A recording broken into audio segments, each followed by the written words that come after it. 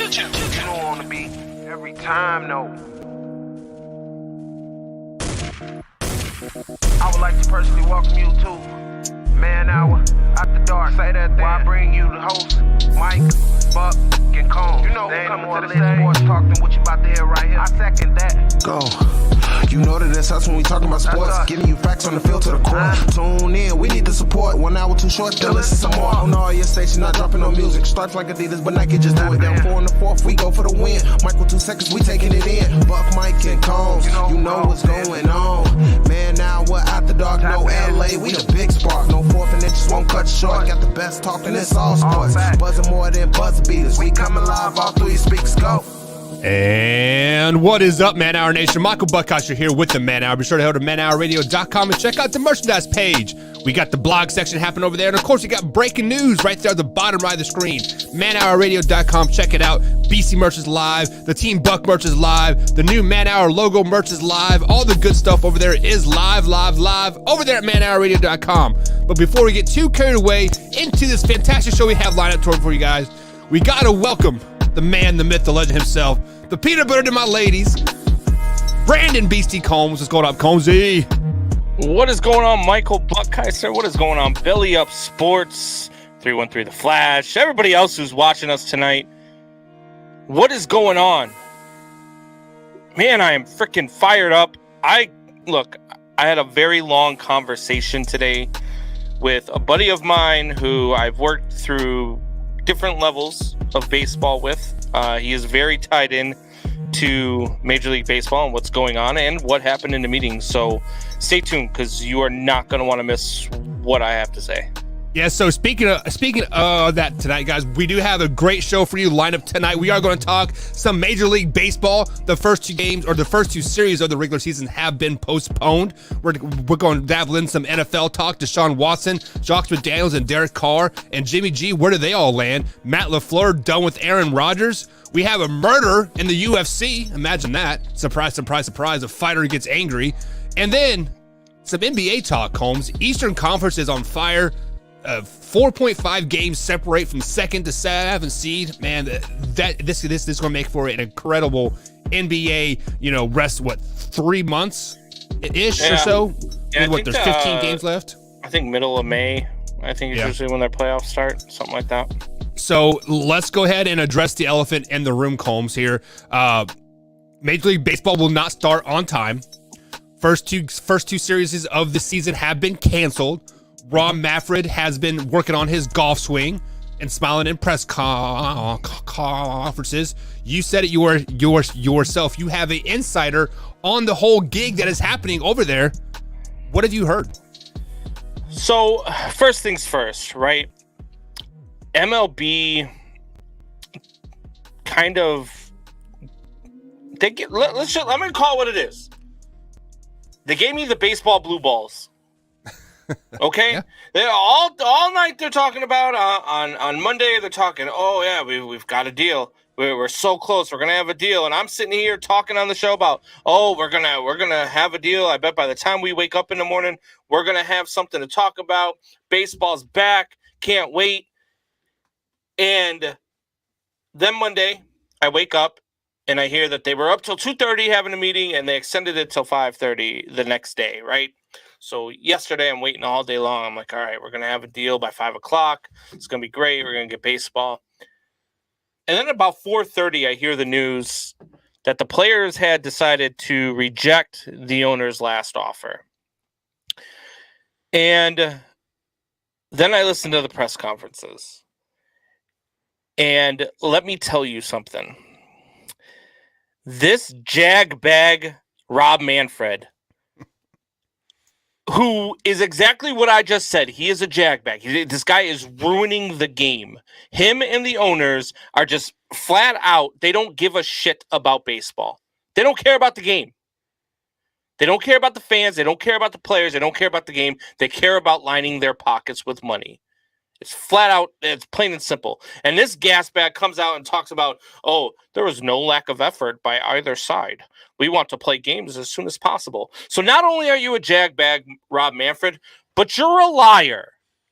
You are a liar. The owners did not want to play baseball.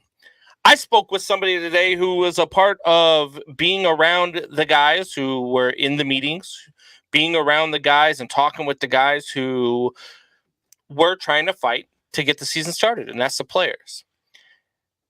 The owners kept throwing out all this stuff out in the media, out into social media. Oh, yeah, we're close. We could do this. They were never close. The players were never close to signing a deal.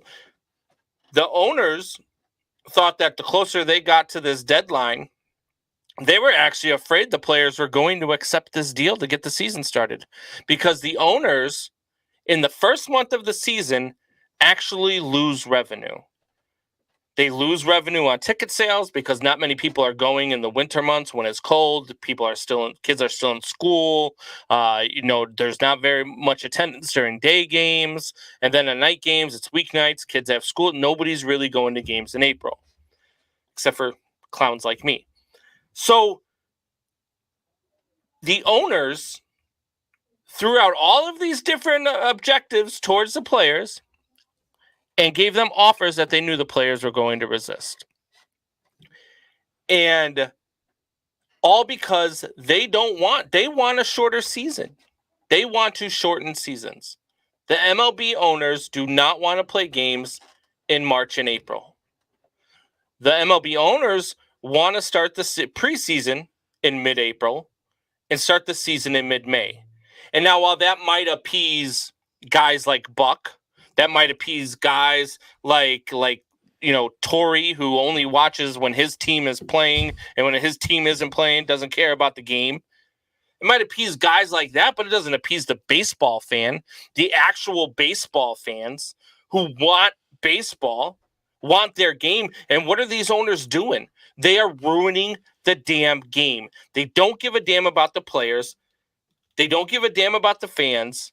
They care about their money. Now, ticket sales in MLB create about $2.7 billion of the $10.7 that they make. $2.7 billion of the $10.7 they make. You would think they care about the damn fans. You would think that they care about the fans. I mean, that's a fifth of what you make. Comes from the fans, comes from our pockets, just to go see you play. And that's where this part of the onus I also put on the players. The players have to come together and start marketing this game better, start caring about this game. Because right now, it looks to me like the players, what they're trying to do is they're trying to set it up for future generations of players. They're trying to make it so that future generations of players are making more money. The money that they thought they should have made at an earlier age. And I get that. But this needs to be about the game, because there is no one player, there is no one owner, there is no one freaking moron of a commissioner that is more important or that is bigger than the game itself. And Rob Manfred, his job as commissioner is to grow the sport. We give Roger Goodell all sorts of shit all the time. Roger Goodell this, Roger Goodell that. And we give him all sorts of flack. But you know what he's given us since he's been the commissioner of the NFL? He's given us more football, Thursday night games. He's grown the sport and moved it. They give you games in the UK. They give you games here. They give you games there. You look at, let's talk about, what's the guy's name in the NBA? Silver. Adam Silver. He might look like he's from Mars, okay? He might be a goofy looking guy, but he has grown the NBA. He has made the NBA now where the NBA is more must watch than Major League Baseball is. And as much as I hate to say that, but he has. And it's all because Rob Manfred is just a puppet for the owners, and he doesn't give a damn about the game. He goes in there. He's like, what do you guys want me to say? Oh, you want me to say that? Okay, I'll say this. Oh, okay, I'll say. But don't come out here and lie to us straight to our face and say, oh, we wanted there to be games. We tried everything we could. No, you didn't. You freaking clown. You don't give a damn about baseball. You don't give a damn about the game, and you sure as hell don't give a damn about the fans. So get the hell out of here with all that crap. I'm so sick and tired of this shit between Rob Manfred and the owners. We want this and we want that and we want this and we want that. All you want is more money in your pockets, and that's all you're asking. That's why you're with the collective bargaining tax. Your offer was to go up 5%. So there are I want to pull three things out of your little monologue there. First things first is a shortened baseball season would be beneficial for everybody. It would be beneficial.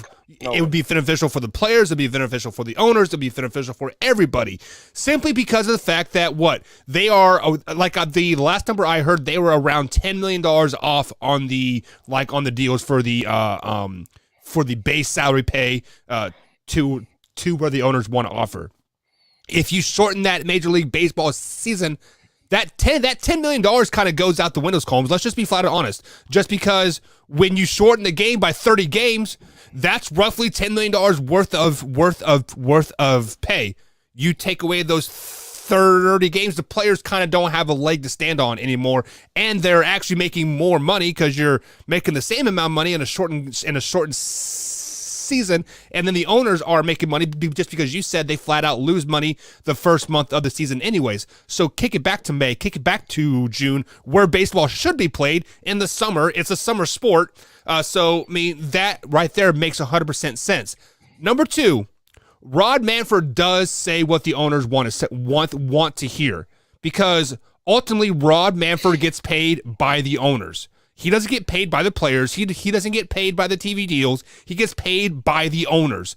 So his $17 million a year contract that he gets every season, right, gets paid by the owners. With that being said, he is going to say what the owners want him to say. Number three, to say that people don't want baseball, the owners don't want baseball, is an absolutely flat out lie there, because if there is no baseball, if there's a strike like 94, there is going to be no baseball all season long, right? Therefore, the owners won't make any money. Players won't make any money. So, yes, the owners were probably trying to hold their ground and, make the players sign a deal that they didn't want to sign like they did 6 years ago, right? But at the end of the day, a deal will get done, whether it is a shortened season or they play double hitters, right? Either way, it is going to be perfectly fine. You are going to be happy. You will be on cloud nine again once Easter rolls around and opening day is like happening, and all of this will be water under the bridge. And if it's not, guess what? They will juice the baseballs. They will introduce steroids again, and bada bing, bada boom, baseball will be back on top. So the notion that less baseball makes the game better is just, I mean, it's just not true. It's not true at all. The game itself is just fine, right? Baseball fans became baseball fans because of the excitement of the game, because of what the games bring. Fans that are fans of the game are fans of the game because of the strategy involved, the chess match, the you are right there. Everything that is about it. So fans of the game, actual baseball fans, guys like myself who are actual baseball fans, girls like myself who are actual baseball fans that want to see baseball, don't care about the fact that you might have to see a 3.5 hour game. They don't care about the fact that you might see a pitcher's duel. They don't care about the fact that there's great defensive play, because that's all the stuff that we want to see. But to say that less baseball is for guys like you and guys like, the casual fan who isn't going to watch that much anyway. So what do you care? If all you're doing is checking ESPN and checking the standings anyway, less baseball does nothing for anybody at all whatsoever. For one, if there's less baseball, that's less money the owners are going to make, for one. Okay. False. So no, it's not. It's not false at all. Because what are you talking about? If there's less games, there's less ticket sales, there's less revenue, there's less everything. No, there's not, because if there are less games, let's say you have a series Friday, Saturday, Sunday, and that's it. Those stadiums will be packed those 3 games. On a Tuesday night game here, let's pull a random stadium let's pull Miami Marlins Stadium out. They got maybe 1,000 fans. 1,000 fans. So Buck, they are losing money. Let me ask you a question. If you make $0 today, or you make $5 today, what gives you more money that day? On a Tuesday night game, I am losing $5 just because those 1,000 fans are not paying the concession workers. They're not paying the ushers. They're not paying the First of all, they're not getting only 1,000 fans. I mean, they're getting about 10,000 to 15,000 fans as opposed to the 45,000. But either way, it's still not paying the bills. 15,000 fans times 40 to 50 to 60, 70 some $100 tickets, plus the $12 beers, plus the $40 hot dog and the $50 pizza and the $100 jersey that they bought that night. Trust me, they are not losing money. They aren't gaining money though either. What it is for the owners is basically what they are looking at this is if something like when you see it on Shark Tank. When an owner is looking at this, they are looking at this like, you know what? I like what you bring to the table. I like the fact that, you're smart and you know what you're doing. And this is what they're telling the players. We know you're good. We like what you're doing. We love the product that you're bringing. But there's just not enough money in it for me, so I'm out. That's what you're saying. And that's not good for baseball. That's not good for the sport. That's not good for anybody. Okay, so speaking of not being good for the sport, because you flat out said people like me love the game of baseball, right? And people like you, as in me, as a casual fan, we can basically go screw off. Combs, how old are you? You're 41. You're 41 years old. So in about 20 years, you are going to be kicking rocks and like kicking dust, right? Well, guess what? You 40-plus-year-old fans are going to die off eventually. You have to cater to the new fans. You have to cater to fans like me. You get the quote casual fans. Buck, do you know who the new fans are? They are the casual fans. The new fans are my kids and the kids of the fans of the game now. And those are the kids that we're bringing. You know what used to be my favorite part about the early season baseball? My favorite part in the whole world, and this is what really drew me to baseball, was taking opening day off of school and going with my grandfather to go watch a game, or going with my mom to go watch a game. Taking a day off of school in mid-May and going to watch a day game at Wrigley Field. Skipping school on a Friday, my senior year with a couple of my friends to go see a day game at Wrigley Field. Like, that is baseball. That was baseball, Combs. But how are you supposed to draw people to the game if you're not giving them anything? What are the owners doing? You want to say less baseball? Fine. Let's say I concede to your less baseball. What are the owners going to do with less baseball to grow the sport, to grow the game, to make young people involved? Do you really want to know? Yeah, the answer is nothing. So go ahead. There are definitely ways to grow the game of course baseball. There is. Number one, take away that unwritten rule bullshit. That is absolutely ridiculous because I shared a video. I'm not asking what you would do. I'm asking what the owners are going to do. They want a concession. They want less games. So do something to grow the damn game. Do something to show that you want to market the game. Do something that shows that you are actually interested in what the fans do. Okay, so what you do is you shorten the season, meaning not the number of games, but the number of days the games are played on. Make it a weekend event. A Saturday afternoon, you have a 11 o'clock game in the morning, and then you turn around and have a 4 o'clock game. Make it 7-inning games. Make it a time limit game. 2-hour game tops, right? In the middle of the breaks while the players are like getting their food and whatever, have some type of fan fest. Have a bouncy time. Make it like a Super Bowl type of atmosphere. All right, how about this? I counter that with the have this type of atmosphere. How about this? How about less TV commercials? Okay. How about instead of in between innings, I have 4 minutes of TV timeout? How about I only have 2.5 minutes of TV time? The reason why there's 4 minutes of TV time out is because the pitcher has to take his jacket off. Nothing to has do to with slowly that. walk No. up to the mound. Has The to throw pitcher, 17 all, warm-up pitches. This is where I'm talking about you are a casual fan because you obviously don't understand how it works. They tell the pitcher, hey, look, you got 4 minutes. Take your time. Get out there. Do what you got to do. The pitcher only gets 8 warm-up pitches. That's it. Okay. So the pitcher goes out there, throws his 8 warm-up pitches. He takes his time because he's got 4 minutes to do it. If you tell him, hey, look, you only got 2.5 minutes to warm up, his ass is going to be out there on the mound, and he's going to have his 8 pitches in the 2.5 minutes. I highly doubt that. You don't pay attention to the other aspect of the game, which is the business side of the game. And the business side of the game is the business side of the game because that's what the owners wanted. The owners want 14 teams in the playoffs as opposed to the 12 that the players want. The owners want 14 teams. You know why? Because they already signed a deal with ESPN for playoff baseball that includes 14 teams. They've already signed the damn deal.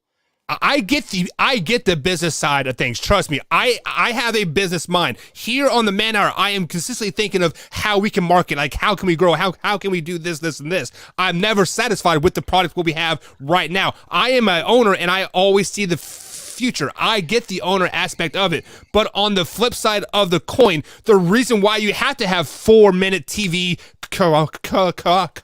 commercials is because 50% of the people are not watching. When you sit there and you have a 5.5 hour game, care whether or not somebody's watching. The owners don't care whether or not they're watching. You go to a game at Dodger Stadium. You go to a game at TV ratings. Exactly, TV ratings. That's exactly what the owners want is the TV ratings. So do you think the owners care that they have a 3.5 hour game? What are you talking about? That's more commercials. That's more money. That's more everything. It's more revenue. The owners don't care about shortening the game, even though they tell you that they do. They don't want a shortened game. And baseball fans don't want a shortened game.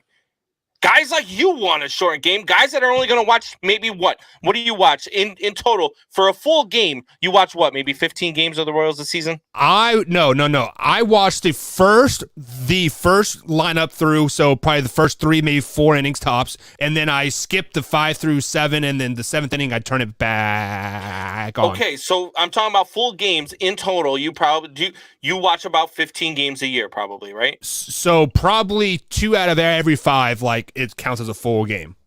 Okay, so then you're talking about 2 out of every 5. So break that down. You're talking about 68, maybe 50, maybe 60 out of the 162. Yeah, exactly so how long the baseball season should be. 60 games long.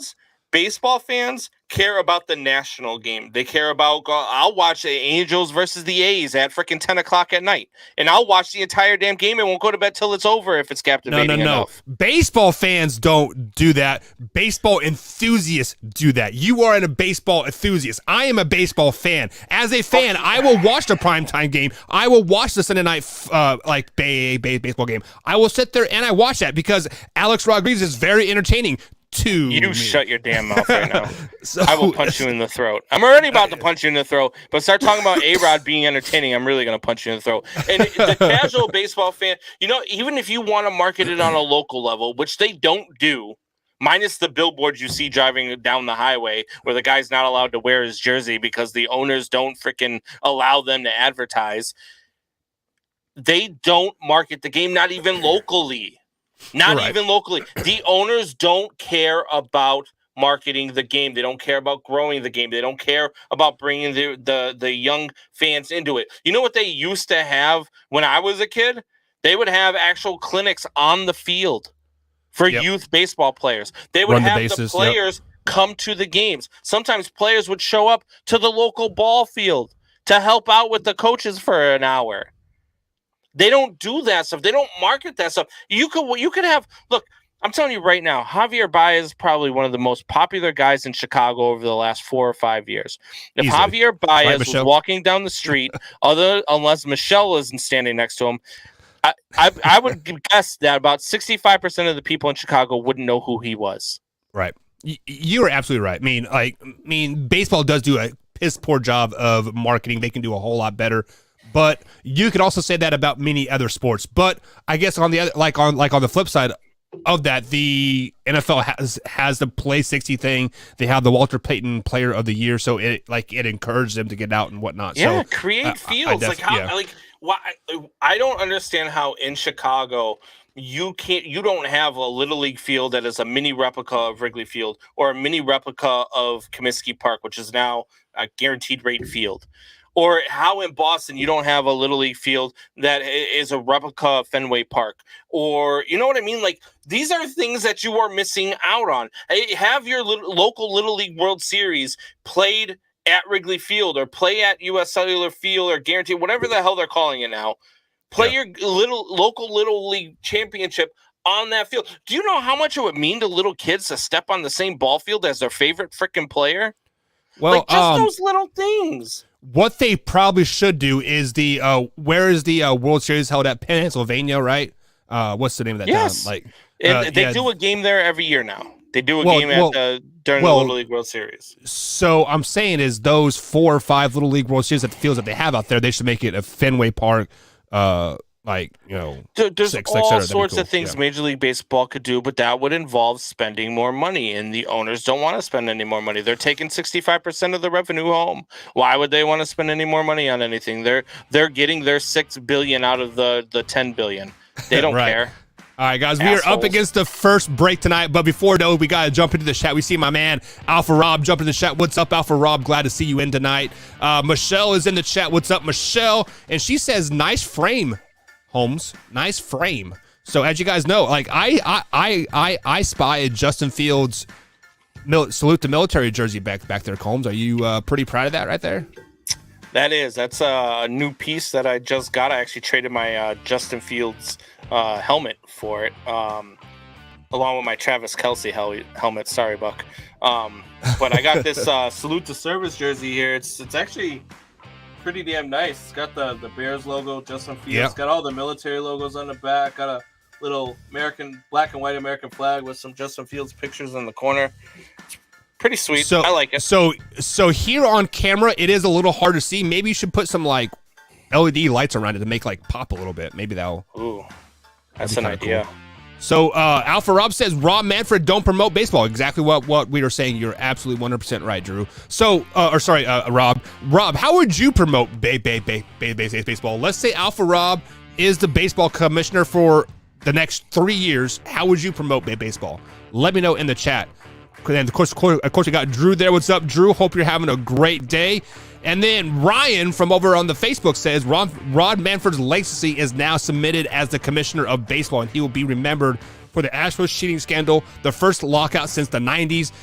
Congratulations. Probably won't see baseball until May or June. Yeah, fire Manfred. It's a joke, and they're not going to fire Manfred. Look, I'm all about firing Manfred, but in order to fire Manfred, you've got to get the owners on board, and they're not going to send their yes man packing, because that's what Manfred is. He is the yes man. He is the Monica Lewinsky of the baseball world, and he is underneath desks doing what he's got to do to keep his job. So, weird question here, because like I am a firm believer like there is addition by subtraction, right? So, in what the baseball was locked out in 1994, right? That whole, was it a half season or a full season? I can't remember. It was a half season. It started halfway through 94, and then they missed the World Series, and then it started right after the All-Star break, and then they actually missed part of the 95 season too. So, but then a couple years later, boom, baseball exploded in popularity because of the home runs and like whatnot. Maybe this is what baseball needs. Maybe we need to lock out for a half a season to maybe bring baseball back to the promised land, Combs. Maybe this is what baseball needs. Go to hell, Buck. Go to hell. Drew says, Rob, I think they'll make up after this argument. I don't think players and owners will never make up, Drew. Like, for whatever reason, about me and you. Oh, we never have arguments. We love each other. I'm about to have an aneurysm talking about all this stupid baseball stuff. I hate Rob Manfred and the owners so much right now. This is exactly right, Alpha Rob. They need to bring back Tuesday, Friday, and Sunday night baseball like they did in the 90s. Absolutely right. Yeah, the NBC Cut it down to 3 nights a week. having the NBC Game of the Week. I mean, remember when you used to have Bob Costas calling games on NBC, and it was like the Cubs versus Cardinals? Hell, that was one of the Ryan Sandberg games was the NBC Day Game of the Week, and it was just like I don't understand what baseball is doing. Like they've got the Sunday Night Baseball, and they put a douchebag like Alex Rodriguez on there talking the game, and he sounds like a moron every time he's on in the mic. It drives me absolutely insane, and I don't care. Like, I don't care. People are like, oh, you want to work inside the game, you can't talk about these people. Yes, I can, because you know what? For the people that listen to me on the Man Hour, like the Alpha Robs of the world, the Drews of the world, we've always got Rule the Jungle's always in here, and all the other people that are on here that always listen. I tell the truth, and I don't care who the hell's listening. Rob Manfred fired one of his the best freaking analysts over the winter because he said something derogatory about him after the lockout. I don't care. Come at me all you want. Rob Manfred, you're a freaking clown. You're a clown. All right. And you're a jackbag. Speaking of being honest, guys, we are up against that break, so we're going to hit this break. We'll be right back here on the Man Hour, guys. Stay tuned. Hey, gang, it's Commissioner Cooper from TSS Fantasy. We are the fantasy show of the people. That means we give the people what they want. Expert fantasy advice, leading medical and legal analysis, free contests, and innovative games to keep you entertained. Watch us live with the Tiki Live app on the Belly Up Sports channel, subscribe to us on YouTube, or follow us on all social media platforms. Visit TSSFantasy.com today for all the latest updates from the fantasy show of the people. We put the fun in fantasy. Yeah! Said the mayo. Over sour cream, yeah. Right. That's because you have high cholesterol. Okay. If you drafted Julio Jones, You got ghosted.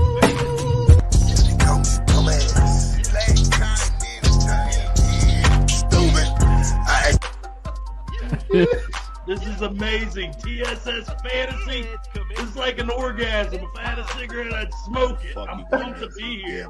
This is the show of shows. TSS Fantasy, the fantasy show of the people.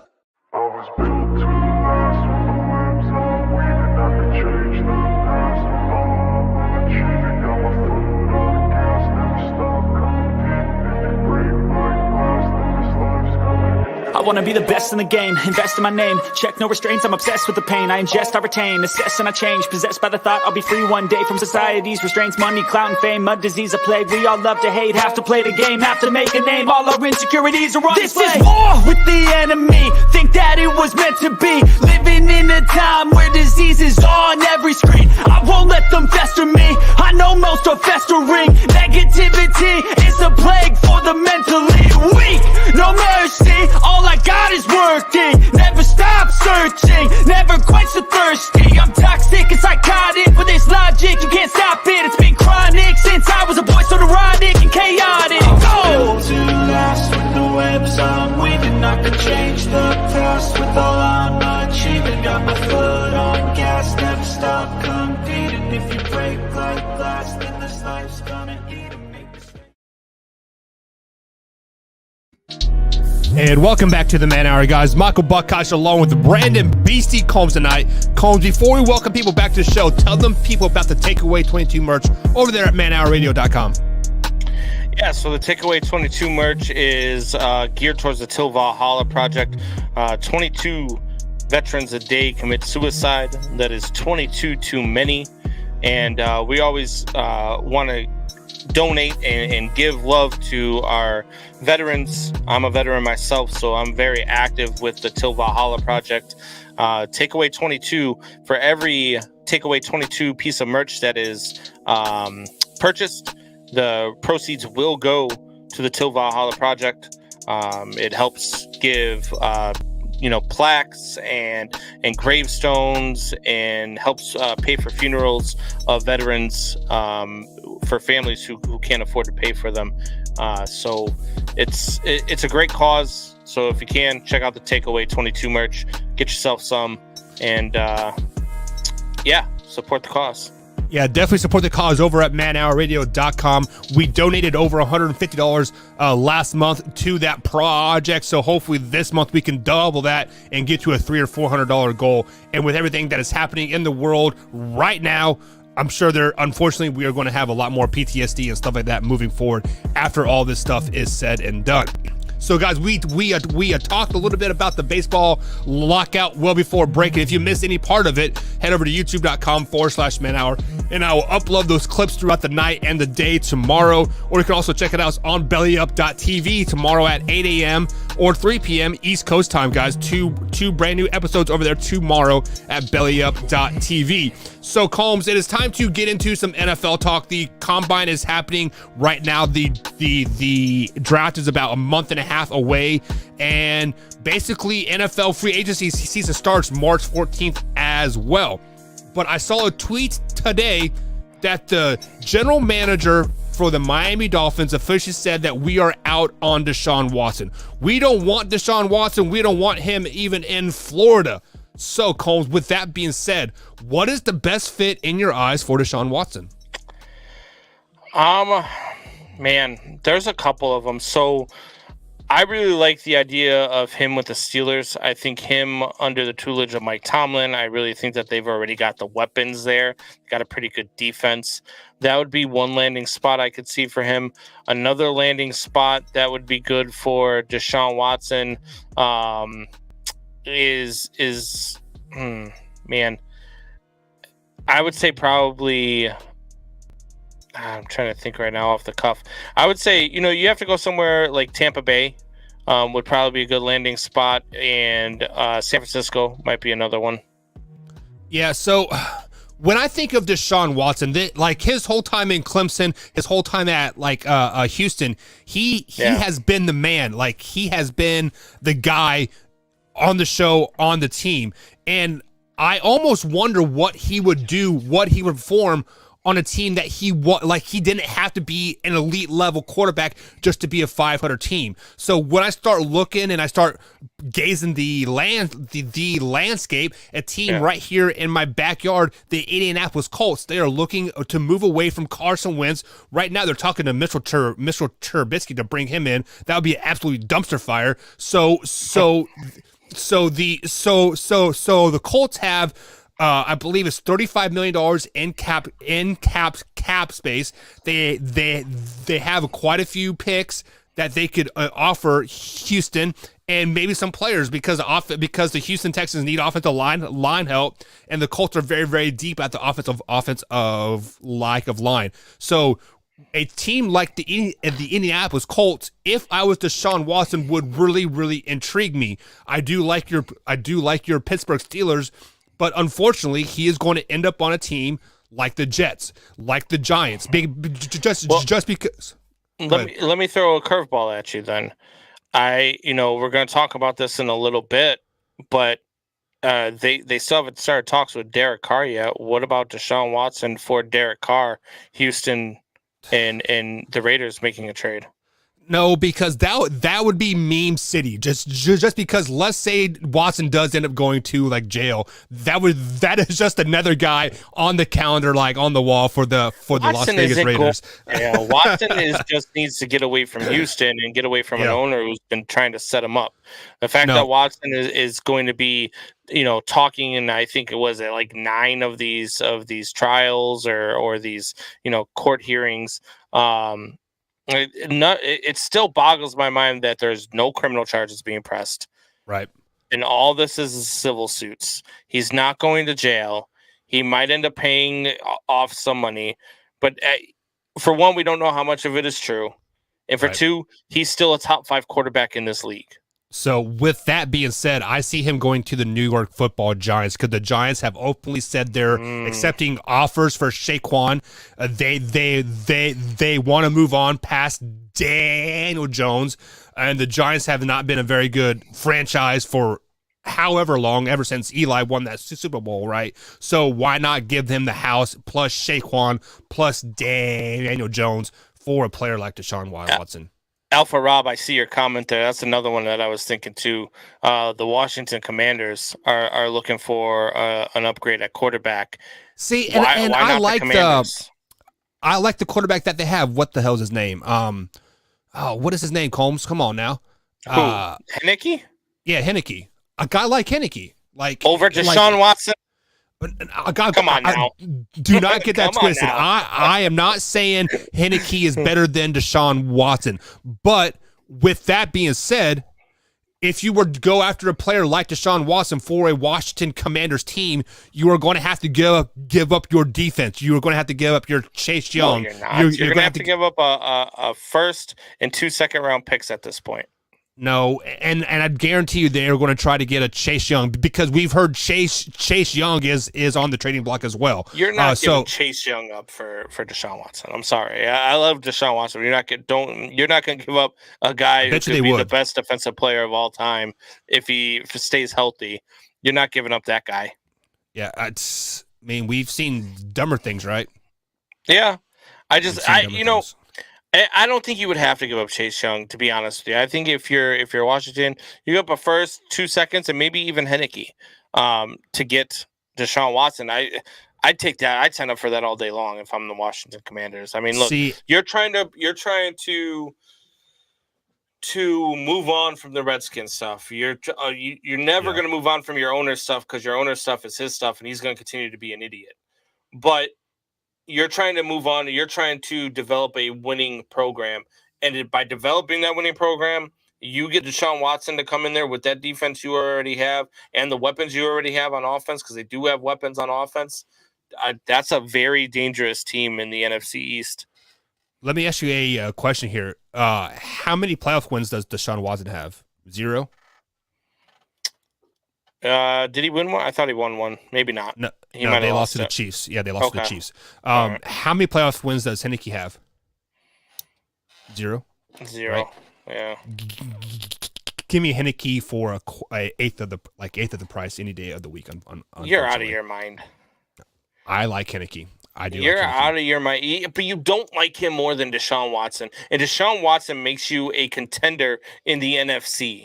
Like a legit contender to win the NFC. Washington is a contender now with that defense and that offense. And if you get Deshaun Watson, you are a contender in the NFC, and you are not a Super because you're Bowl. going to have to give up your pieces on that defensive side. You are not going to have to give up all your.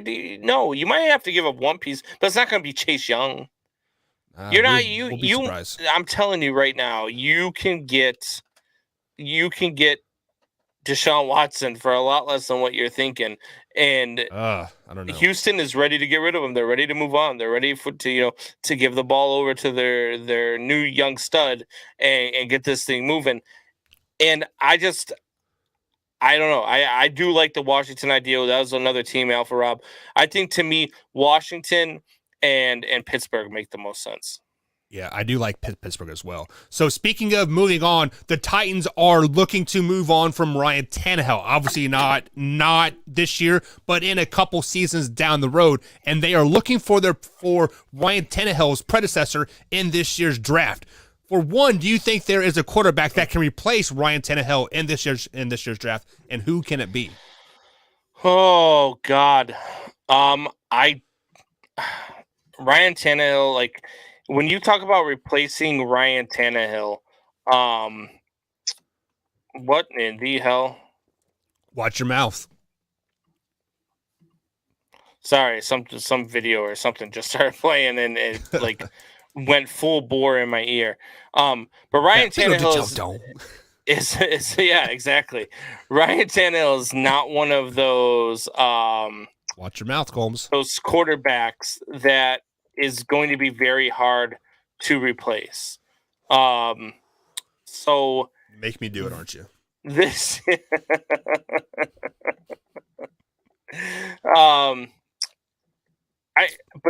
this is not a very deep draft class. Oh God. I'm trying to think off the top of my head who the hell. So maybe God. So there are. So I've been reading reports from the draft, and I've been watching Luke G's channel where he is breaking down the draft and the combine and the Senior Bowl and like all that stuff. And he says there are a few quarterbacks, quote, jumping off the page. Well, it is easy to jump off the page when you are playing a bunch against high a bunch of high schoolers. There is not a franchise quarterback in this year's draft. Now there might be a quarterback or two that could be placed on a team like the Kansas City Chiefs that could be there as a great backup for Patrick Mahomes when he gets hurt 1 or 2 games a season. A team like maybe the Patriots, right? They can sit and maybe mold a quarterback like Jimmy G, then trade him off, right? There is no franchise drafting quarterback this season. With that being said, if the Tennessee Titans want to replace Ryan Tannehill, it is not going to be in the draft this year, Combs, at all. It is not going to happen. No way, no how. What they need to look for is they need to look at the Buffalo Bills. The Buffalo Bills have 2 quarterbacks on their bench right now that are probably just as good as Ryan Tannehill. I'm talking Mitchell Trubisky, and I'm also talking the dude from Georgia. His name always slips my mind. But no, actually he got traded, right? But like either way, there are quarterbacks in free agency that would be replacing Ryan Tannehill before Cincinnati? The draft. I don't. The hell's his name? I can't think of his name. I don't like any quarterback in this draft whatsoever. I don't care if it's from Cincinnati. I don't care if it's a dude from like Idaho or whatever. Desmond Ritter, that's his name. I don't want any of them. No. Yeah, I mean, look, the top quarterback in the class is Kenny Pickett out of Pittsburgh, and then the second rated quarterback, who some might even say he's the first, is Malik Willis. And do you know where Malik Willis played his college football? Was it Idaho? Is that kid from Idaho? Liberty. Where's Liberty? Tell me where Liberty's at. Go ahead, Buck. I'll wait. I want to say it's in California. I have no clue because it's Liberty. And so, look, there are no great quarterbacks in this draft. Obviously, the Ritter one is kind of an iffy one. He's got some mobility. He's got some interception issues. And when Kenny Pickett is the best player coming out of this draft, you're not replacing Ryan Tannehill with anybody in the next 3 years. How about Jameis Winston? Man. I think Jameis Winston stays in New Orleans. I don't think they can afford him. They are $65 million over the cap. They don't have a head coach, or they have a new head coach, right? So do you bring him in to compete for the there. starting job this year, though? Winston for Tannehill? Winston should be the starter this year. Well, if they can't afford a Winston, they can't afford Tannehill. Tannehill's contract is bigger than Winston's. Is it? Well, yeah. Well, Winston's a free agent, so yeah. Yeah, true. So I don't. Man, Winston. Look, I like Winston. That's my guy. That's why I threw him out there. I think he would be a perfect fit in that Tennessee type of offense. Run the ball and pass when needed. Look, he's another guy where Pittsburgh or Washington could call coming whoever doesn't land Watson. You know what I mean?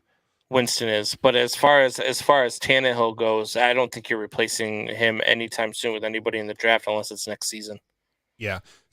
And speaking of Jameis, I think he will end up on a team like the Denver Broncos or the Washington team. I don't see him being in New Orleans at the start of this season, and he is definitely not going to be on one of those bottom feeder teams like the Panthers or the Jets or the Giants or anybody to that effect. So speaking of bottom feeder teams, the Raiders have been a bottom feeder team for quite a long time, but they did make the playoffs last year and got beat by the Bengals.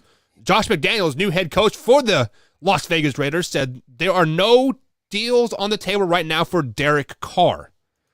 Combs, why do every year we talk about Derek Carr being traded, and every year he succeeds exceeds expectations every year. Why are the Raiders and Josh McDaniels not getting a deal with Derek Carr? For whatever reason, and it doesn't make sense to me, but the fact that I don't know if they believe in Derek Carr, and I don't know why. Because look, Derek Carr, and who knows? Maybe it's Derek Carr that hasn't initiated any conversation. Maybe Derek Carr is done in Las Vegas. I don't think so. He definitely rallied that team all season long. Yeah, I mean, look, I gave my top 10 quarterbacks the other day, and Derek Carr was number 11. So like he's right there for me because he's constantly putting up the numbers. I believe he's a good quarterback in a bad situation. So I don't know. I don't know why they haven't done anything with Derek Carr. I don't know where Derek Carr goes. I mean, look, he makes any team that needs a quarterback instantly better, right? Right. Like if you put him, does he make the San Francisco 49ers a Super Bowl contender? 49ers are Super Bowl contenders now, so 100%. Well, right, yeah. but they're going to be getting rid of Jimmy G. Does he bring them further than what Jimmy G did? He's a much better quarterback than Jimmy G, if you ask me. That is tough saying because it is not the quarterback play in San Francisco; it's the coaching at it, just like aspect. So that's kind of a toss up there. But if you were to put him in Detroit, they are instantly a better team. Oh. If you put them in I thought you were gonna say a playoff team. Here we go. Here we go. Like if you put him in Jets, they're instantly a better team. So yeah, any other team besides the team that you said, he's definitely an instant better team. But let me think outside the box here. Maybe they are not working on a long-term deal with him, because they are going to use him as trade bait. Because Aaron Rodgers, we're getting ready to talk about him here in 1 minute. Aaron Rodgers is not going to end up in Green Bay. Whether it's in Denver, whether it's in San Francisco, hell, it could be Las Vegas. Maybe that's what Josh McDaniels is thinking in the back of his head. Why do I want to deal with Derek Carr when he has a couple years left on his contract still? I could trade him for Aaron Rodgers, and we are instantly a Super Bowl caliber team. Dude, the thought of Aaron Rodgers in Las Vegas just crept into my mind and cracked me up because the only headline I can see is Vegas caught with transgender stripper. That's the only thing that I see going on. If Aaron Rodgers ends up in Las Vegas. Look, sorry, off track there. But I don't.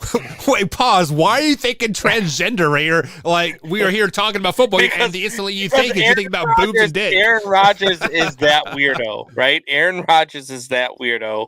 Are you saying he's going to get breast implants in Vegas? Yeah, I don't know. Breaking news, guys. Aaron Rodgers gets breast implants. And I said it out loud on mic. So, man. Look, I don't know if they're trying to trade for Aaron Rodgers. I mean, it'd be a smart move. Look, Aaron Rodgers, obviously the best quarterback in the NFL now that Tom Brady is retired. I don't know that they can make that move. I don't know that Aaron Rodgers would necessarily want to go to Vegas. Might be too flashy for him. I think that. Does he really have a choice? He has a contract still. He can get traded wherever he wants. Yeah, but look, Green Bay is going to give him the Brett Favre treatment. They're going to ask him where he wants to go, and they're going to let him go there. That's why he went to the Jets. Yeah, excuse me. Yeah, they're going to give him the opportunity and say, hey, where would you, Hang on, pause. Brett Favre wanted to go to the Vikings the whole time. The reason he went to the Jets because the Falcons wouldn't let him go to the Vikings. If you want to get the Brett Favre treatment. They said pick a team outside of the division, right? Right. But right now, there's not a team in the division that needs a quarterback either. Well, maybe the Lions, I guess, but nobody wants to go to the Lions. I mean, the Lions players. If you want to win a Super Bowl, go to Detroit. The Lions players don't even want to play in Detroit. So, I don't. God, I see him more of like a Northwest type guy, somewhere quiet. You are so full of it. He wants to be in the media limelight. He gets off on this. Dude, he has spent his entire time in Green Bay. The town is so dead that the only thing that the people have to do is own a football team and go to their games on Sundays. And talk about Aaron Rodgers. If, like, let's say Aaron Rodgers would go to LA, would he be the talk of the town? No, he wouldn't. Because you have all these movie stars. You have 15 other professional What do you teams. think they have in Las Vegas? They have the Raiders. Everything. They have the Raiders. That's what they have. The Raiders. They have the Strip. They have transgender hookers. They. Speaking of transgender hookers, guys, we are up against the second break here. Going into hour number 2, Combsy goes solo, guys. So jump in the chat here and carry him on because he's going to talk some NBA. What is he going to talk about, Combs? You got some NBA talk. You got some UFC talk happening. Cain Velasquez going up for attempted murder charges. All sorts. I would love to talk about that. Yeah, I could definitely pick some buttons on that, guys. But we're up against the break. And, guys, hour number 2 coming up here on the Man Hour just after this break. We'll be right back after this. What's going on, Belly Up sports fans? Thanks for tuning in to the Belly Up Sports Podcast Network. We have some really exciting news for several Belly Up Podcast Network shows. The Sports Stove Podcast, the Rough Cut Sportscast, and Here in Puckburg have all been nominated for a Sports Podcast Award. So, head on over to sportspodcastawards.com and make sure to vote for the Sports Stove Podcast for Best College Sports Podcast and Best News and Current Affairs Podcast. Vote for the Rough Cut Sportscast for Best American Football Podcast, and vote for Here in Puckburg for Best Winter Sports Podcast. Again, that website is sportspodcastawards.com. Thanks for being the best part of Belly Up Sports. We are what they are. I've got an itch I can't scratch, I'm missing a piece that completes a whole part of me, an open wound scar to see. Everybody come here, gather round, welcome to the freak show, the best in town. What the hell's wrong with me? I don't get along with anybody, honestly. I've been living in my own head constantly, thoughts jumbled round, think I need a new lobotomy. Wait, all these thoughts are too negative, I don't wanna get lost in the sedative. Gotta show them what I got, I'm competitive. You know I'm about to go off, I won't let them win, I'll take a stab. I wanna chase the bag, I wanna weigh, I can change all the things I lack. I gotta face the facts, I got a taste in that. Got me obsessed with the rest, I got an itch to scratch. I'll give up everything. If I can see my dreams, cause I'll do anything to make one a reality. Don't let go. I'll make things right, cause I'll do anything to make one a reality. I just wanna find a way out, sick of the venom in my brain. Running from the past, wanna escape my pain. I just wanna be a better person, I deserve this. I just wanna break these chains. Always asking for greatness, true to myself, I never fake it. Seen too many once, I just so they get famous. And when I say the truth, most really can't take it. In spite of everything I've been through, I'ma make it. Fake friends, but on my downfall is toxic. Day one, started the outlaws for profit. Now all I do is write verses, no talking. All I do is put the work in, no option. This was everything I ever wanted. Created a legacy off of me, just being honest. And the fake ones hate, but it's all to no avail. They wanna see me lose, but you know I never fail.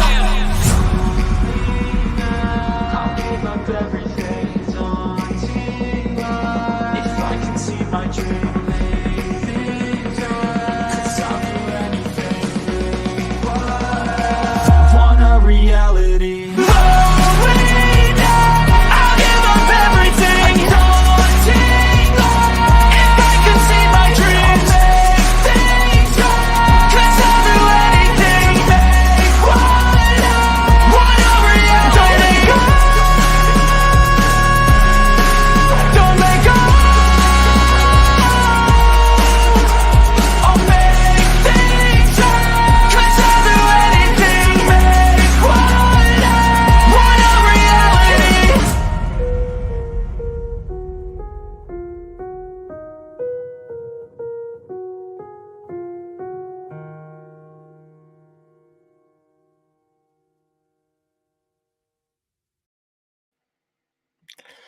Welcome back, Man Hour Nation. It is your boy BC Brandon Combs. I am all by my lonesome now for the second hour. Guys, if you have not yet, make sure you click that like button, subscribe, check out the channel, check out the website, check out the merchandise, get everything you can. check out that Takeaway 22 merchandise. That is near and dear to my heart. All the proceeds go to the Till Valhalla Project. So, guys, look, there are lots of things that, like, I went off earlier on Major League Baseball and the owners and everything that is wrong with baseball is in Rob Manfred and the owners. And I get passionate about the game. And so when I get passionate about this, because I love it so much. You know, this was my first love, was baseball, and you know, the Ryan Sandberg and Sean Dunston and you know, Jody Davis and all these guys in Cubs uniforms that I used to watch growing up is what is a part of me. But there are times where I'm reminded that, you know what, it's just a game, because there's real life stuff that is going on.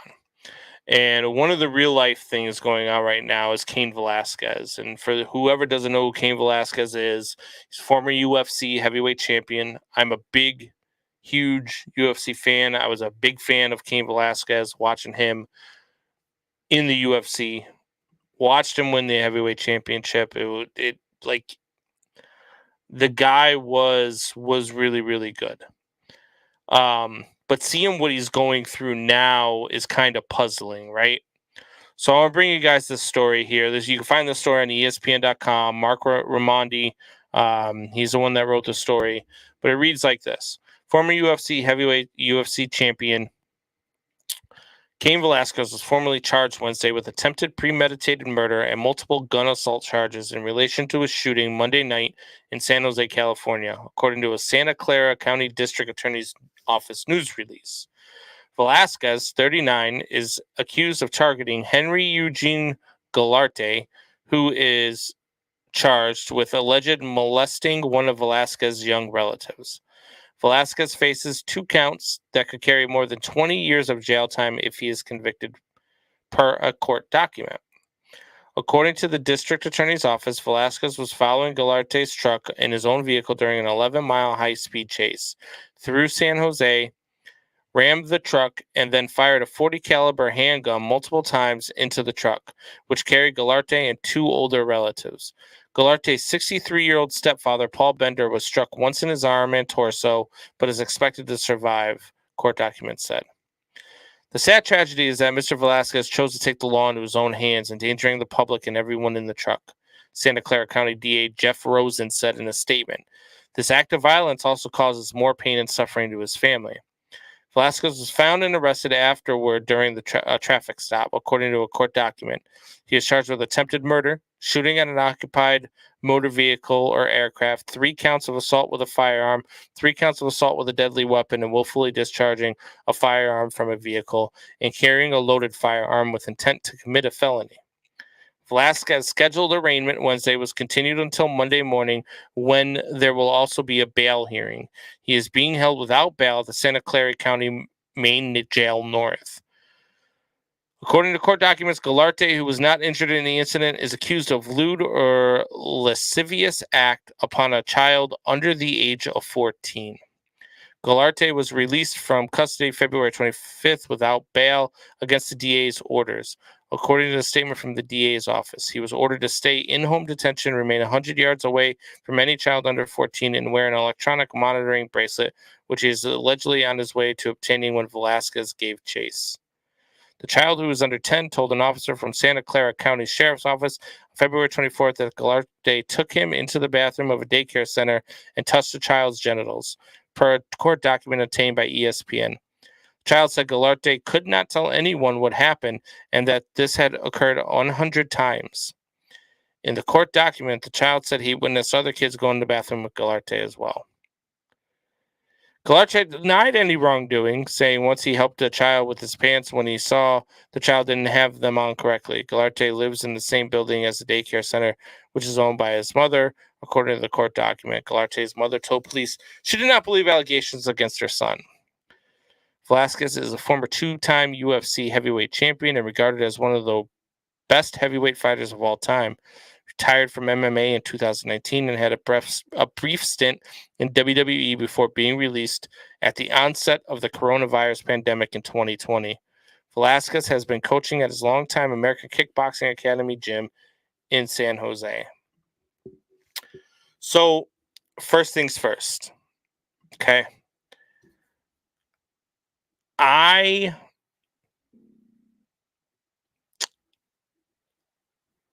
have pause whenever somebody is going after somebody who hurt a child that is a part of their family. Because I can't tell you that if that had happened to my daughter or my son, my nephew, my niece, that I wouldn't have had the same reaction as Cain Velasquez. I can't tell you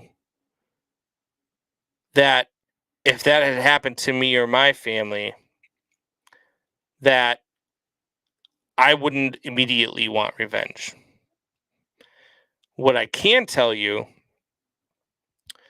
is that I like to sit back and make sure I hear a whole story before drawing conclusions. However, situations like this, usually the child is not lying. Situations like this, usually it is the adult that is lying. It is very hard for a child to come forward in these situations. It is very hard for a child to make up stories to this effect. Now, I'm not saying that it doesn't happen, and it has happened, okay? But it's very rare. And Cain Velasquez did what I believe I would have done. Cain Velasquez wanted revenge. Cain Velasquez wants this man to pay for what he put this 10-year-old through. Cain Velasquez wants this man to suffer. And I don't blame him. Now, I'm not condoning attempted murder. I'm not condoning murder at all.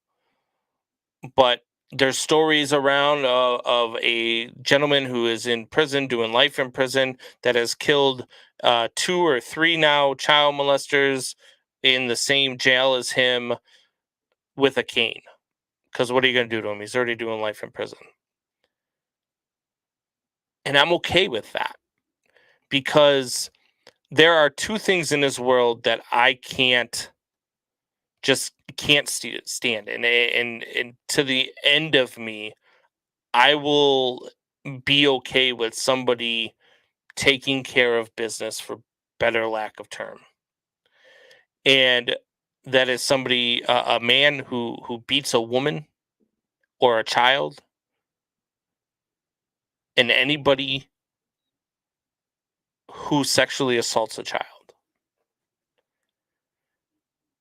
To me, those are the 2 lowest forms of people on the planet, period.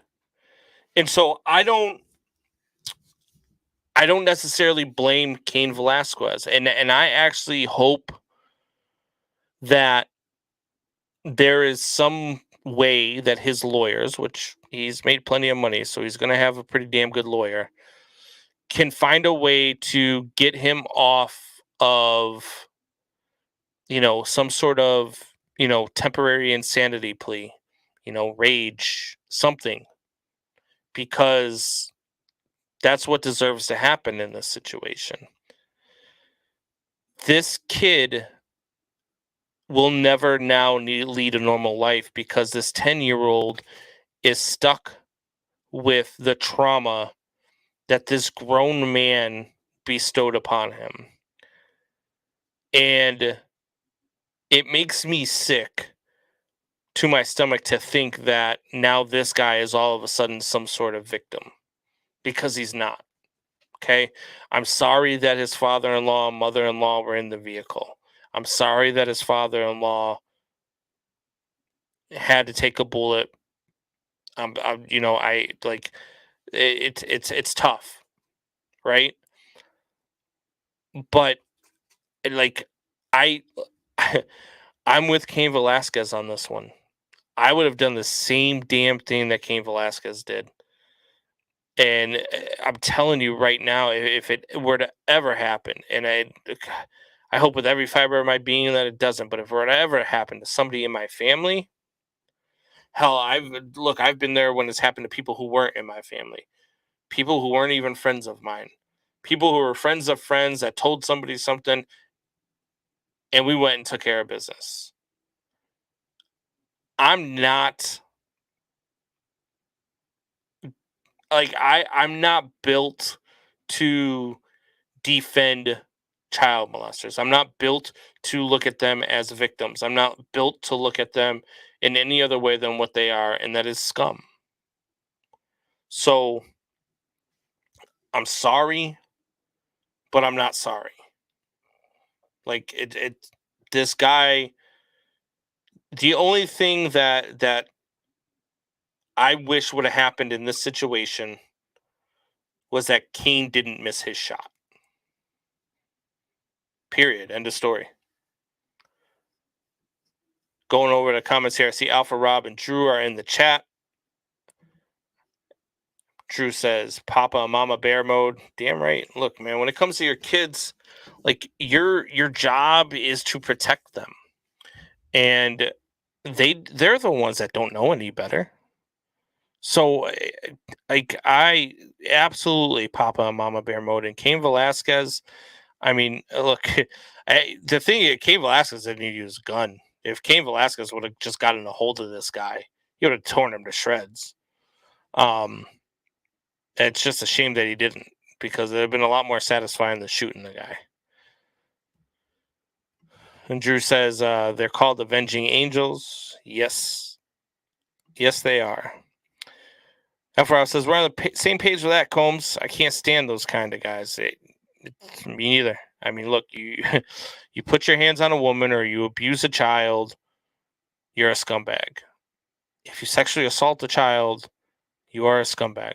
You are the lowest form of human piece of crap that there is on this planet. So you're right when you say he deserves everything he gets, because he does. He absolutely, positively does.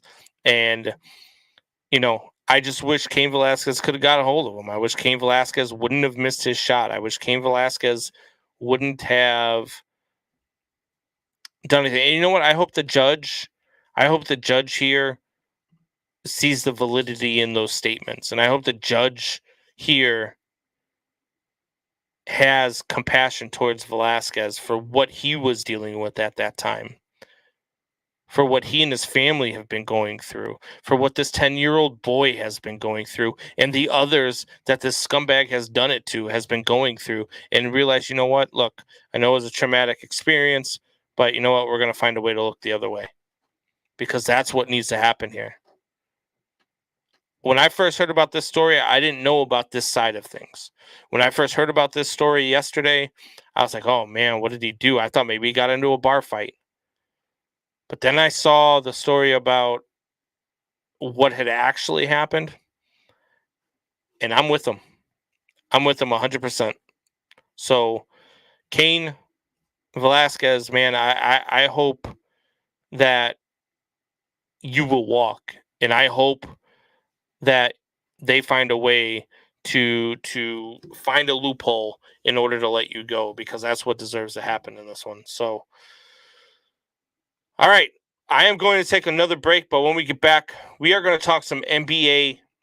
We want to talk about the Eastern Conference, man. The Eastern Conference is just crazy right now. My Bulls, I'm nervous.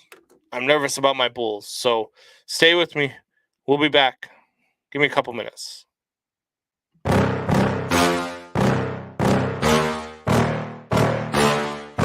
Yeah.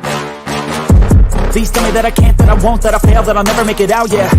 Please tell me all the bad, never good. Fill my head full of every single doubt, yeah. Please say any negative thoughts. I pop off when I hear people say I cannot. I get off to the thought of proving everyone wrong. I won't stop to the top, so you better back off and get lost. I'ma stay loud, stay proud, never running out, never heading south. I'll be spreading out, call it word of mouth. Can't put me down, I'll be getting loud. You can have it douse, not what I'm about. Have your fucking cloud, it be raining now. I keep making sound, go another round. Bitch, I'm legend bound, can't stop me now.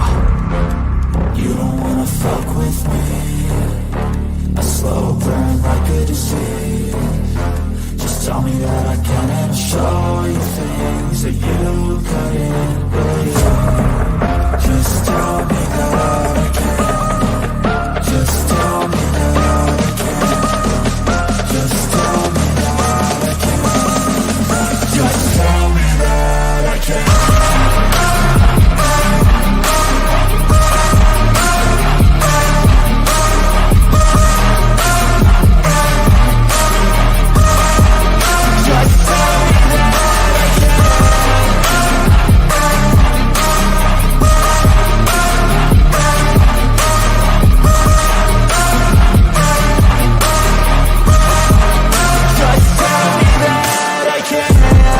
Anything negative, cause I just wanna hear it out your mouth, yeah. Give me fuel, it's a tool that I use to go ahead and run my fucking mouth, yeah. I take shots, I take loss, I make shots, I miss lots. I tell you get big box, you get yachts, you swing lots and pop off a big shot. I ain't done chasing, got big dreams, bigger things, impatient. Who's at the top think they need replacement? Who's at the top think I'm gonna erase them? Face it, I don't give up quick, I don't give up shit, I won't give up this. Cause I know that I want it, know that I'm on it, I'll make it, I promise. You don't wanna fuck with me. A slow burn like a disease. Just tell me that I can and I'll show you things that you couldn't believe. Just tell me that I can. Just tell me that I can. Just tell me that I can. Just tell me that I can. And welcome back, guys. Look, the NBA right now is on tilt, and what's going on over in the Eastern Conference is going to be insane for these last what do they have there?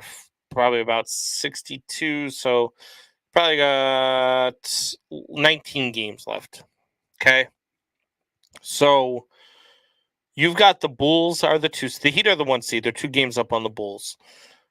You got the Bulls, who are the 2 seed with 23 losses. The Sixers are the 3 seed with 23 losses.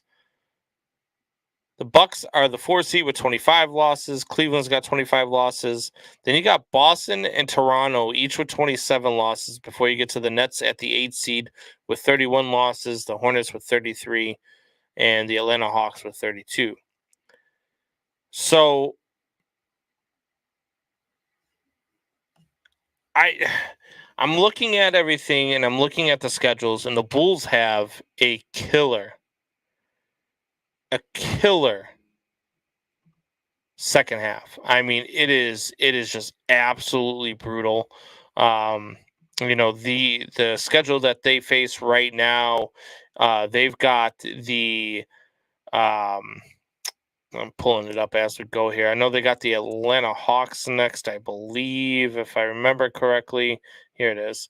So they got the Atlanta Hawks on Thursday, but then they got the Bucks, the Sixers, 2 teams that are chasing them down, only 2 games back. The game against the Bucks is at home. The game against the Sixers is in Philly. Then they've got Detroit. Then they've got Cleveland, another team that is sitting right behind them, 2 games back. Then they got an all right, easy game against Sacramento. They're not very good. An all right game against Utah. They're not very good.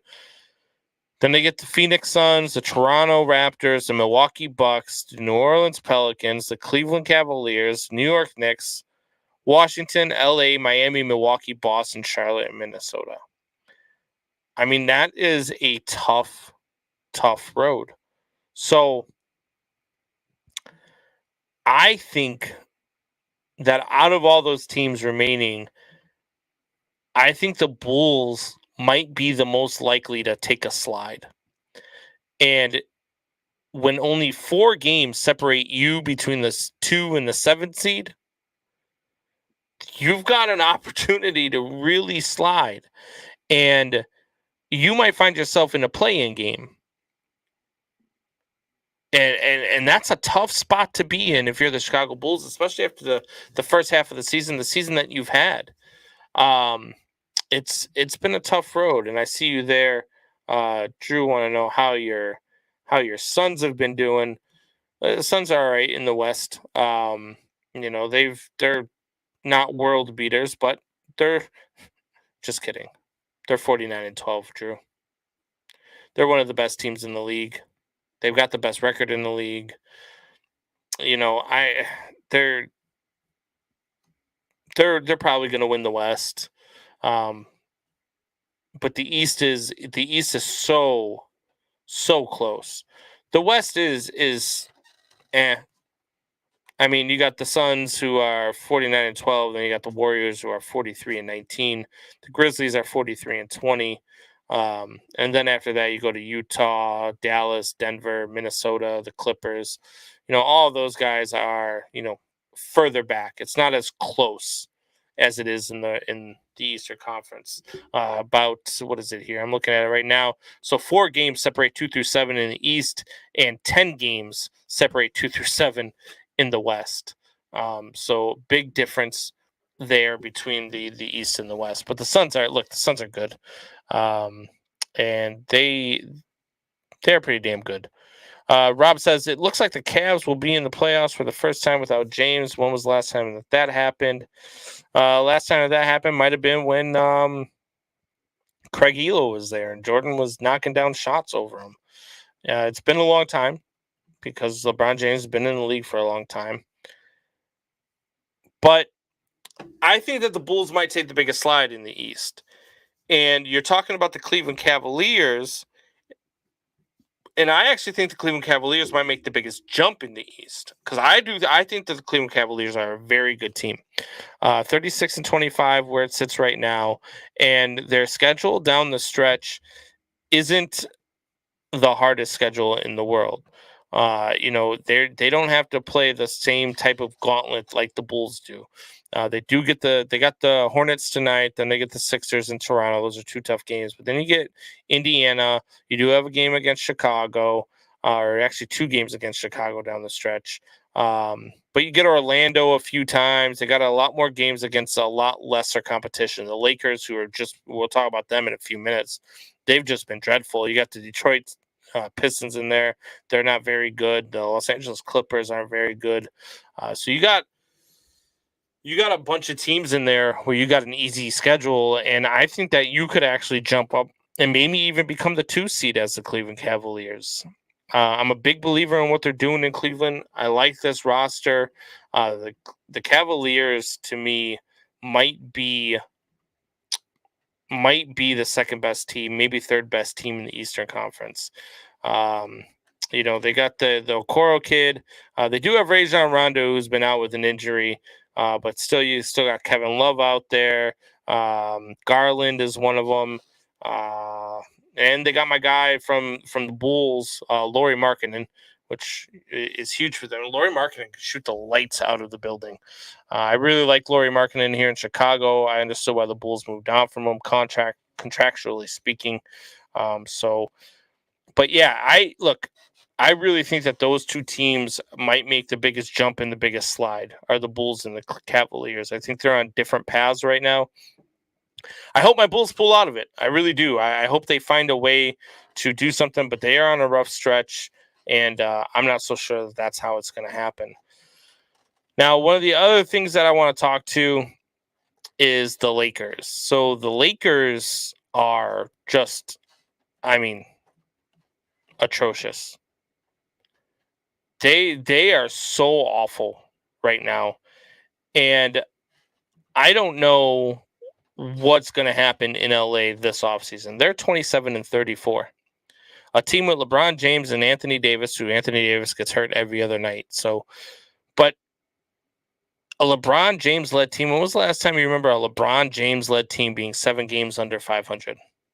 It's been a long time. I don't know if that's ever happened, to be honest with you, especially this late in the season. I actually think that there might be a complete overhaul in LA. I think they might trade Anthony Davis or try to trade Anthony Davis. I don't know who's really going to want him. I know he's from Chicago.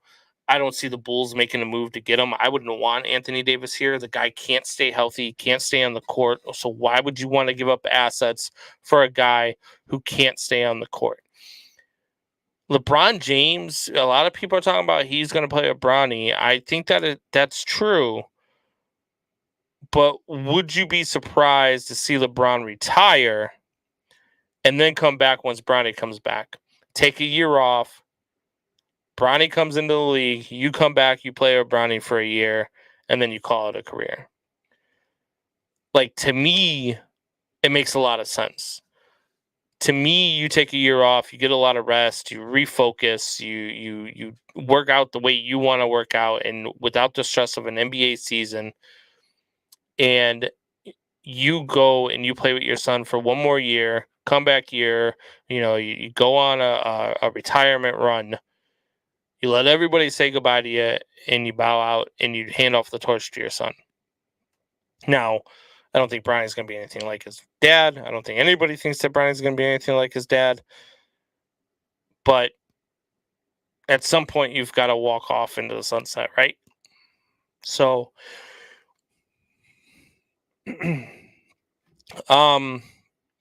think there's going to be a complete overhaul in LA. I don't see a situation where the Los Angeles Lakers could bring back anybody that is going to be there. And I see your comment here, Alpha Brob. Westbrook is still on the bench. Look, he's another one who I don't think he's not going to be a Laker next year. And so I don't know. I believe Westbrook is starting now. I believe he's a starting point guard. But you just don't have enough in LA. You're not going to come back. You're not going to win. You saw Carmelo Anthony sitting on the bench. Carmelo Anthony's got to be like 73 years old by now, right? Only hanging on to try to win a ring, and he's not even going to get it. So they sold out to win the bubble, and they did it. They accomplished their mission. They sold out. They won the bubble. They got their championship. But this team is not built for a long season. Anthony Davis is not built for a long season. He's just too injury prone. He's got that big man syndrome. He's a lot like you guys. I don't know if you guys remember, but I'm sure you do. Greg Oden out of Ohio State, drafted by the Trailblazers, and poor guy just couldn't stay healthy. Great player, could have been an all-time player. Could not stay healthy. And I feel like that's the same spot where we are at with Anthony Davis. So I think there's going to be a complete overhaul in LA. And I'm not so much sure how much we are going to see of LeBron James much longer. I just don't. I just don't think he has it in him anymore. You look at him, he looks defeated. So Drew comes in with a comment here. He says, MLB talk here. Is it true they are considering signing Bonds for one game, have him play? That way it resets his 10-year eligibility in the Hall of Fame. I've heard the rumor. I don't think there's any validity to it. I think it's more of just conjecture, I should say. Just trying to stir the pot, right?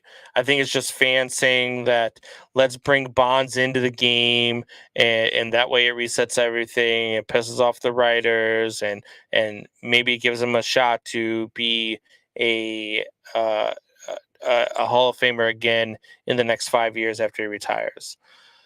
So that's the thing, though. If he does play for one game, you have to wait 5 years from your retirement date to be eligible again. That's the thing people forget about. So, and how much does it mean to Bonds? to be in the Hall of Fame at this point in his career, right? Like, well, not his point in his career, but this point in his life.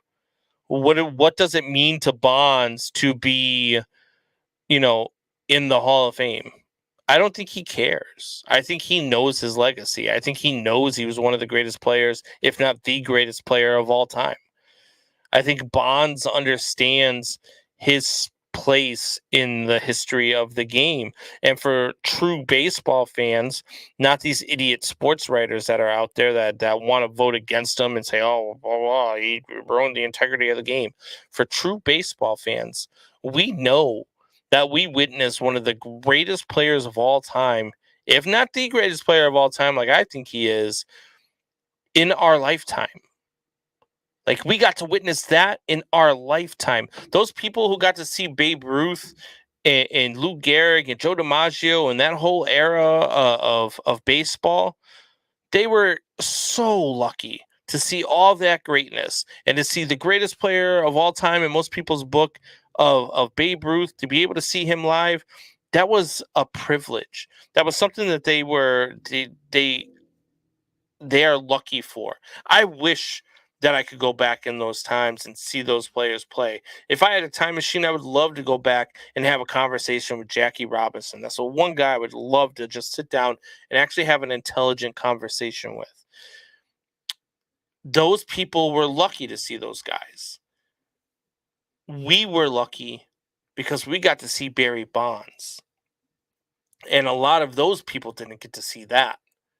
We got to see what Barry Bonds brought to the table. Sammy Sosa, Mark McGwire, those guys in that home run chase.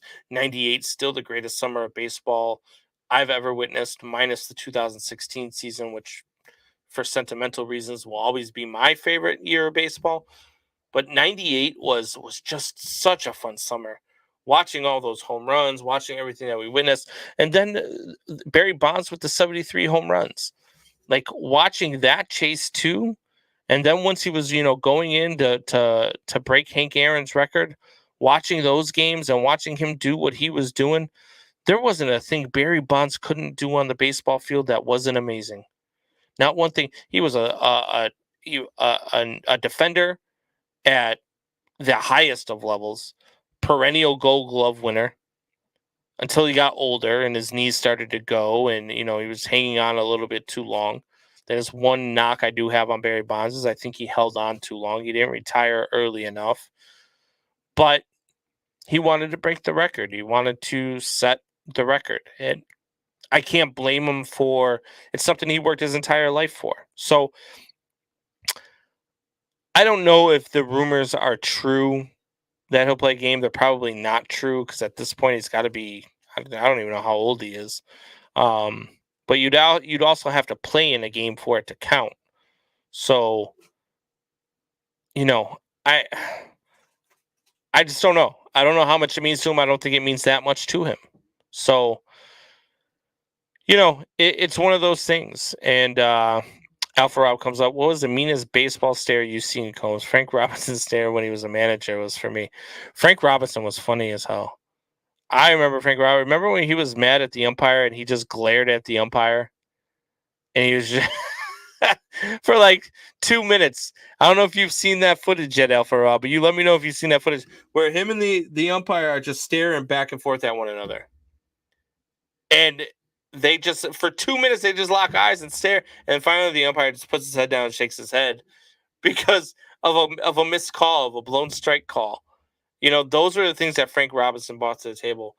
For me, I mean, look, there's been a lot of them. You think more recently, you think about Craig Kimbrell's stare.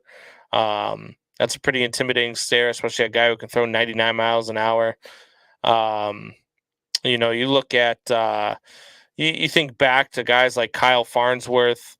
You look at guys like, I'm trying to think, Nolan Ryan had a pretty intimidating stare. That was a guy who could throw 100 miles an hour, and he was so wild it might hit you in the head. That's pretty intimidating for a stare. But that's a good question. That's a really good question. I like that one, Alpha Rob.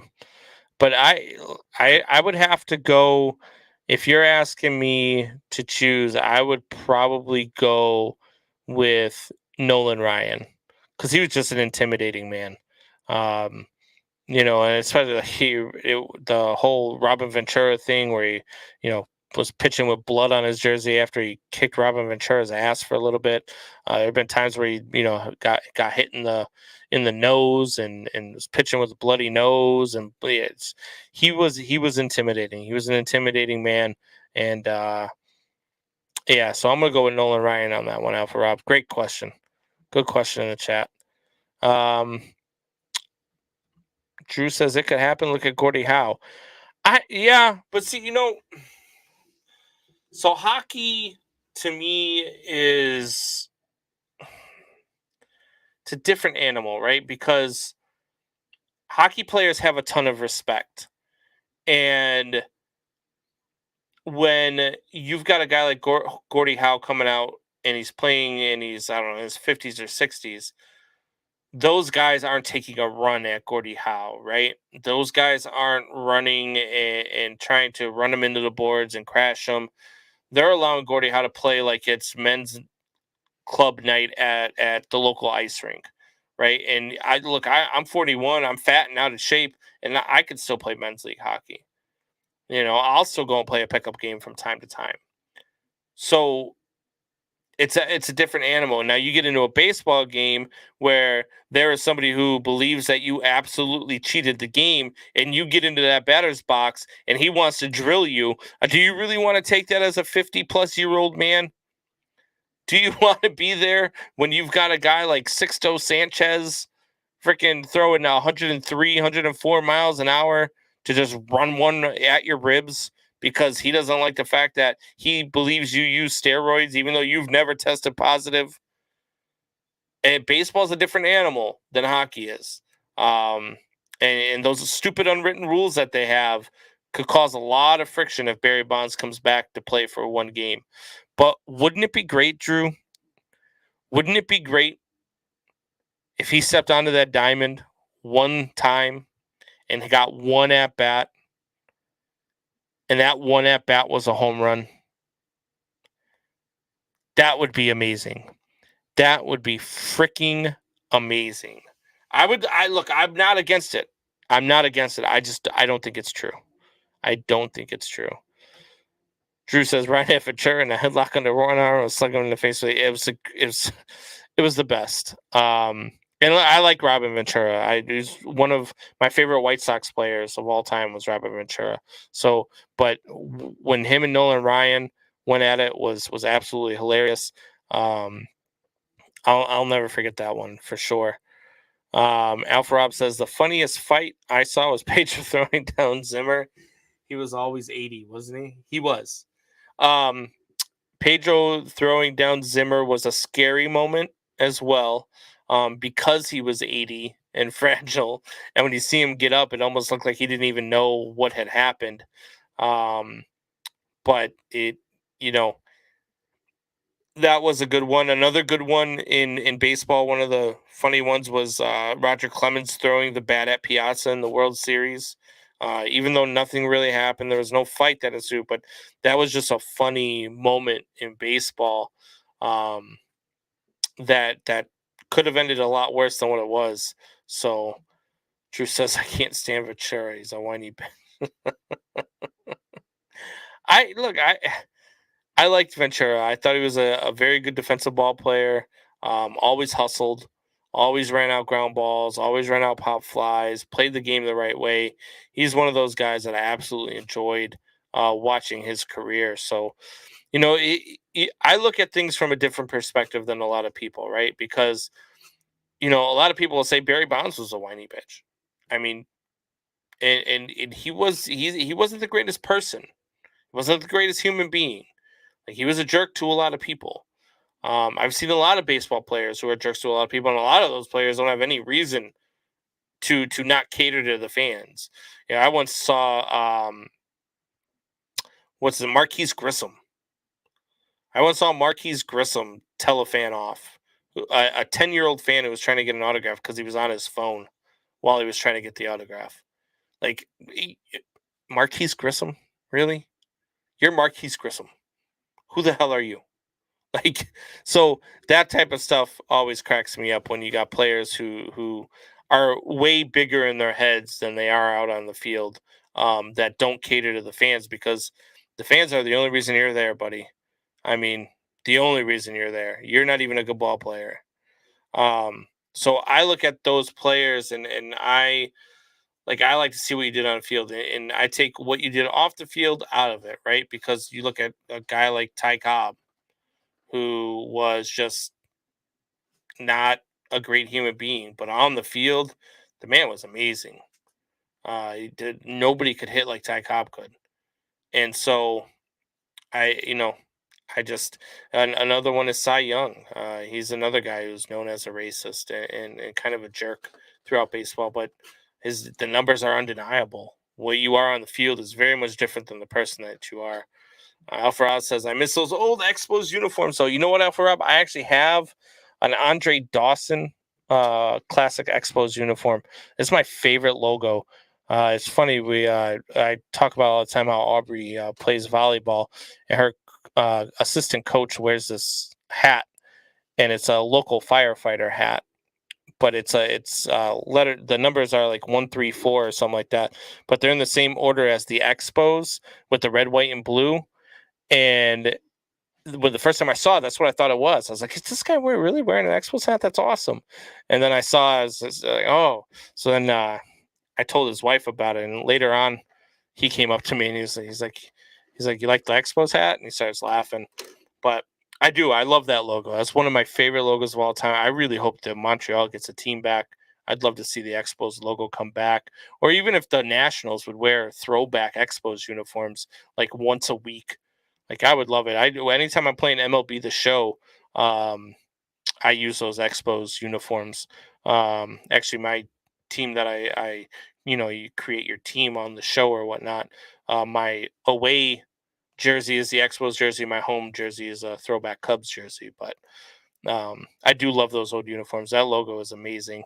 So, but we've come to that time, guys. It is time for me to head out of here. I hope you guys have a good night. As always, click that like button, click that share, click that subscribe. Let us know what you guys think of the show. Let us know what you want to talk about. If there's anything you feel we missed, let us know. We'll talk about it. If there's anything you want to hear about tomorrow, let us know. We'll talk about it. Those are the things we are. We're here for you guys. So definitely hit us up. Let us know what you guys think, what you guys want to talk about. Click that like, click that share. Tell your friends about it. Tell your friends. Tell your neighbors. Tell your enemies. Tell everybody. We'll be back tomorrow night, 7 p.m., like always. Till then, Man Our Nation, rise up.